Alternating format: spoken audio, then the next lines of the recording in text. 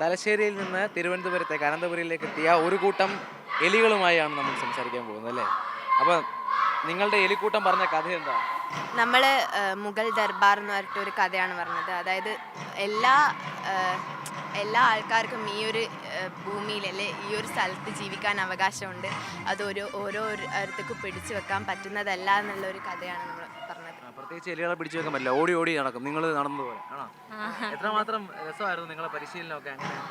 നല്ല അടിപൊളിയായിട്ടാണ് സാറുമാർ പഠിപ്പിച്ചിരുന്നത്. സിദ്ധാർത്ഥ സാറായിക്കോട്ടെ, ആകാശ് സാറായിക്കോട്ടെ, മറ്റുള്ള എല്ലാ സാറായിക്കോട്ടെ. പറ്റിയോ?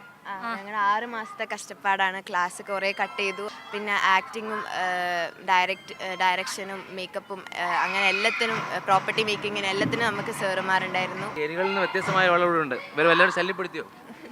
എലികളെ വല്ലാണ്ട് ശല്യപ്പെടുത്തിക്കാണ്. അവസാനം ഓടിപ്പിക്കാൻ നോക്കിയപ്പോൾ എല്ലാവരും കൂടി അന്നെ പിടിച്ച് കെട്ടി. അതൊരു മനോഹരമായ ഷോട്ടായിരുന്നു. അത് എനിക്ക് തോന്നുന്നു ഇയാളുടെ നീളത്തിന് തന്നെ ഇട്ട് സെറ്റ് ആയിരിക്കും അല്ലേ? അല്ലേ?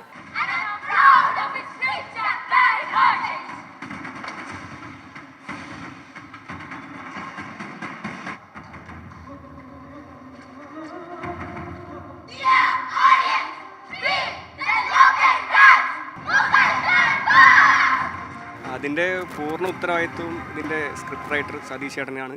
പരിപാടിയിൽ നിൽക്കുന്ന സമയത്ത് തന്നെ പുള്ളി അതിനുവേണ്ടി 2-3 മാസം ഹോംവർക്കൊക്കെ ചെയ്ത് അങ്ങനെയൊക്കെ തയ്യാറാക്കിയൊരു സ്ക്രിപ്റ്റാണ്. അപ്പോൾ അതിന് നല്ല രീതിയിൽ, എത്രയും നല്ല രീതിയിൽ പ്രേക്ഷകരുടെ മുമ്പിലേക്ക് എത്തിക്കുക എന്ന പണി മാത്രമേ ഡയറക്ടർ നിലയിലും ടെക്നിക്കൽ ടീം മെമ്പേഴ്സും പിന്നെ ആർട്ട് ഡിപ്പാർട്ട്മെൻറ്റൊക്കെ നമ്മൾ ചെയ്തിട്ടുള്ളൂ.